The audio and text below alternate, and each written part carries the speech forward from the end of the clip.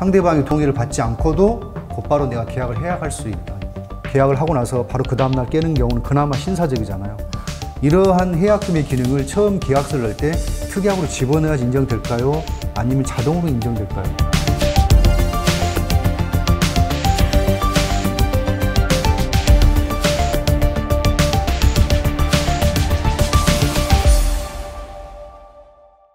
교수님이 계약서를 작성할 때 계약서도 중요하지만 이 계약금 역시 중요하잖아요. 그렇죠. 이 계약금에 대해서 말씀해 주실 수 있을까요? 네, 오늘은 계약금에 대해서 알아보겠습니다. 계약금은 통상 우리가 매매를 했다라는 증거로서 매매 대금이 총 1억 정도 되면은 그 중에 한 10% 정도 해당하는 1,000만 원을 지급하면서 두 사람의 계약이 진행되고 되었다라고 하는 일종의 증거 역할을 합니다. 근데 이제 보통 계약서를 작성하고 계약금을 걸 때 이 계약금이 가지는 두 가지 중요한 기능에 대해서는 대부분 일반인들이 잘 모르시는 분들이 많습니다.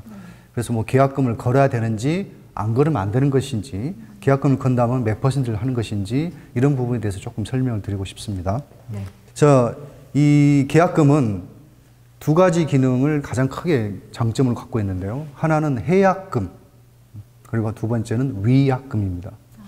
해약금과 위약금 이 두 가지 기능을 제대로 알고 있다면 계약을 할 때 충분히 자신에게 유리하게 진행을 할 수 있는 아주 중요한 타고난 기능을 이용하실 수 있습니다. 첫 번째로 해약금의 기능을 한번 말씀드려 볼게요. 이제 에디 씨도 마찬가지지만은 어떤 물건을 샀다가 내가 갑자기 변심도 있고 갑자기 또 이것을 살 수 없는 상황이 생길 수 있잖아요.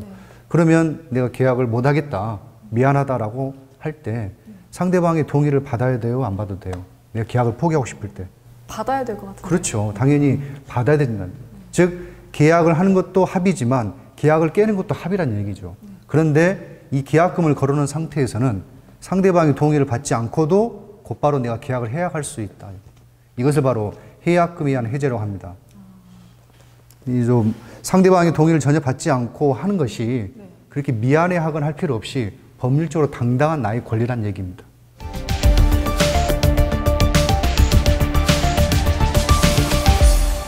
상대방이 계약금을 지불했으면 언제든지 계약을 깰 수 있다는 말씀인가요? 그렇죠. 해약금의 기능을 이용한다면 뭐 계약을 하고 나서 바로 그 다음날 깨는 경우는 그나마 신사적이잖아요. 근데 계약을 하고 나서 거좀 다 이제 내일 모레면 끝나는데 잔금이 갑자기 하루 안 당겨두고 나 계약금 포기하려니까 계약 안 하겠다. 이런 것은 좀 문제가 되겠죠. 그렇죠. 그래서 법에서는 이런 해약금으로 해서 계약을 깰 때에는 적어도 지켜야 될 원칙이 있는데요. 그게 바로 그 두 번째, 즉 2차 의무 이행 전이라고 되어 있습니다. 이걸 우리 쉽게 말하면 계약금을 건 날이 3월 1일이고 중도금이 3월 15일, 잔금이 3월 30일이에요. 그러면 2차 의무 이행은 중도금이 두 번째죠. 그래서 중도금을 주기 전까지만 가능합니다. 만약에 중도금을 주지 않았다 한다면 잔금을 주기 전까지는 가능하게 돼 있어요. 잔금을 줬다면 그러면 해약을 할 수 없다. 그건 해약금에 의한 해제는 안 됩니다. 이제 동의가 돼야지만 되는 거죠.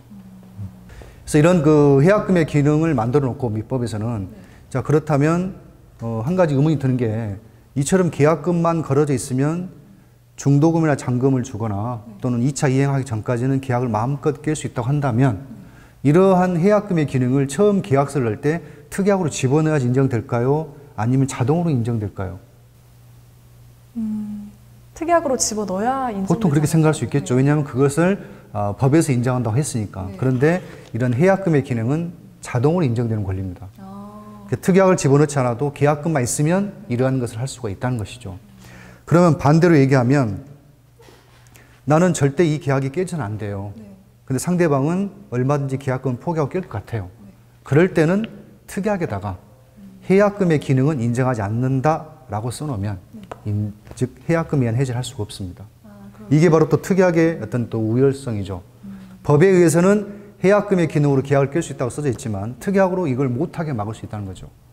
그러면 자기가 판단해가지고 나도 계약을 깰 수 있어야 돼 라고 생각한다면 그런 특약을 안 내야 될 것이고, 그렇죠? 저 사람이 계약을 깨는 것을 막아야 되겠다 싶으면 난 특약으로 못하게 막아야 되는 것이고, 그러니까 생각을 해야 되겠죠. 일종의 뭐 심리전 밀당도 역시 이 계약에 들어가 있는 기술 중에 하나입니다.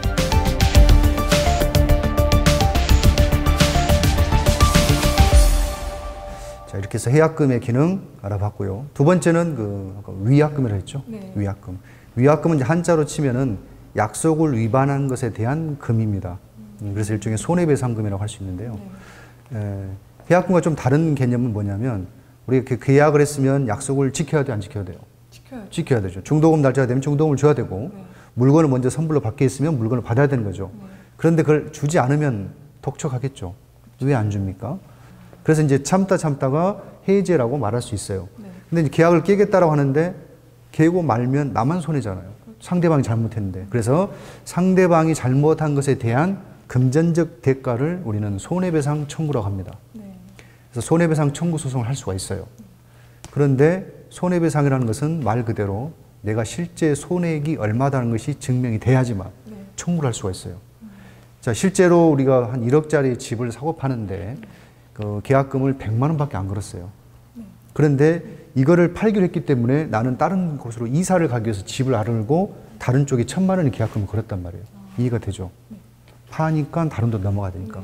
그런데 갑자기 저 사람이 계약을 못 하겠다고 미안하다고 한 겁니다. 그러면 내가 실질로 입은 손해는 저쪽이 1,000만 원부터 해가지고 엄청난 금액이 커지잖아요. 그렇죠.